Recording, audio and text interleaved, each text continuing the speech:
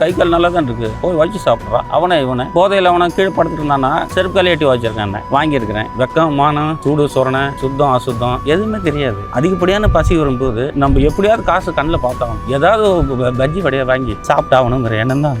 பெரிய பையனை பார்க்கறதுக்கு போயிருந்தேன். அங்கே படிச்சுட்டு இருந்தான். வாப்பா என் கூட வந்துருப்பா, நான் உன்னை எப்படியாவது வளர்க்குறேன் அப்படின்னு. இல்லைப்பா நான் படிக்கிறேன் அப்படின்னா. ரொம்ப கஷ்டமாகவும் ரொம்ப சந்தோஷமா இருந்தது. படிக்கிறேன்னு சொன்னது ரொம்ப கஷ்டமா இருந்தது. சரிப்பா நான் பிச்சை எடுத்தாலும் ஒன்று படிக்க வைக்கிறேன், நீ நல்ல படி ராஜா அப்படி சொல்லிட்டு நான் வந்து அதுக்கப்புறம் மாசம் போய் பாப்பா ஹாஸ்டல் வார்டன் கூட சொல்லுவார், என்னங்க நாள் தவறுனா கூட நீங்க தவறாமல் வந்துடுங்க அப்படின்னு. அப்படிலாம் போய் பார்த்து அவனுக்கு என்ன வேணுமோ எல்லாம் வாங்கி கொடுத்து 10வது வரைக்கும் என்னால் படிக்க வைக்க முடிஞ்சது. அவையார் சொல்லியிருக்கிறாங்க, கற்கை நன்றே பிச்சை பகிரும் கற்கை நன்றே. பிச்சை எடுத்த கூட பரவாயில்ல, படிக்காம இருக்காத அவையார் சொல்லியிருக்கிறாரு. அதே அவையார் தான் சொல்லியிருக்கிறாரு, வயிறே நின்னோடு வாழ்தல் அரிது.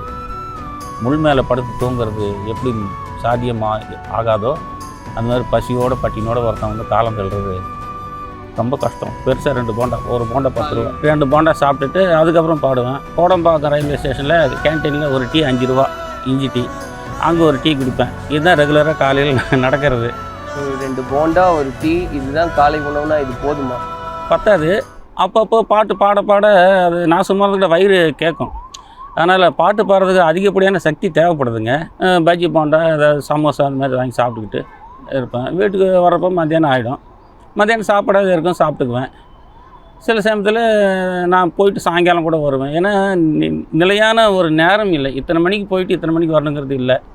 அதனால் எப்படி சந்தர்ப்ப சூழ்நிலை இந்த மாதிரி சாப்பிட்டுக்கிறது. கை கால் நல்லா தான் இருக்குது, போய் வச்சு சாப்பிட்றான். அவனை போதையில் அவனை கீழே படுத்துட்டு இருந்தானா செருப்பு காலி எட்டி வச்சிருக்கேன். வாங்கியிருக்கிறேன். வெக்கம், மானம், சூடு, சொரணை, சுத்தம், அசுத்தம் எதுவுமே தெரியாது. அதிகப்படியான பசி வரும்போது நம்ம எப்படியாவது காசு கண்ணில் பார்த்தாகணும், ஏதாவது பஜ்ஜி வடையை வாங்கி சாப்பிட்டாகணுங்கிற எண்ணம் தான் அங்கே வரும். பெரிய பையனை பார்க்கறதுக்கு போயிருந்தேன். அங்கே படிச்சுட்டு இருந்தான். வாப்பா என் கூட வந்துருப்பா, நான் உன்னை எப்படியாவது வளர்க்குறேன் அப்படின்னு. இல்லைப்பா நான் படிக்கிறேன் அப்படின்னா. ரொம்ப கஷ்டமாகவும் ரொம்ப சந்தோஷமாக இருந்தது. படிக்கிறேன்னு சொன்னது ரொம்ப கஷ்டமாக இருந்தது. சரிப்பா நான் பிச்சை எடுத்தாலும் ஒன்று படிக்க வைக்கிறேன், நீ நல்ல படி ராஜா அப்படி சொல்லிட்டு நான் வந்து அதுக்கப்புறம் மாசம் போய் பாப்பா ஹாஸ்டல் வார்டன் கூட சொல்லுவார், என்னங்க நாள் தவறுனா கூட நீங்க தவறாமல் வந்துடுங்க அப்படின்னு. அப்படிலாம் போய் பார்த்து அவனுக்கு என்ன வேணுமோ எல்லாம் வாங்கி கொடுத்து 10வது வரைக்கும் என்னால் படிக்க வைக்க முடிஞ்சது. அவையார் சொல்லியிருக்கிறாங்க, கற்கை நன்றே பிச்சை பகிரும் கற்கை நன்றே. பிச்சை எடுத்த கூட பரவாயில்ல, படிக்காம இருக்காத அவையார் சொல்லியிருக்கிறாரு. அதே அவையார் தான் சொல்லியிருக்கிறாரு, வயிறே நின்னோடு வாழ்தல் அரிது.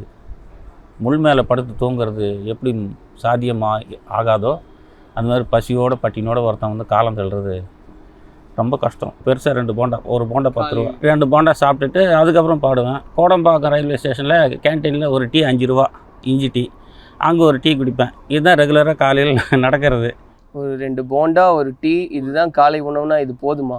பத்தாது. அப்பப்போ பாட்டு பாட அது நான் சும்மா இருக்கிற வயிறு கேட்கும். அதனால் பாட்டு பாடுறதுக்கு அதிகப்படியான சக்தி தேவைப்படுதுங்க. பஜ்ஜி போண்டா ஏதாவது சமோசா அந்த மாதிரி வாங்கி சாப்பிட்டுக்கிட்டு இருப்பேன். வீட்டுக்கு வரப்போ மத்தியானம் ஆகிடும். மத்தியானம் சாப்பிடாத இருக்கும், சாப்பிட்டுக்குவேன்.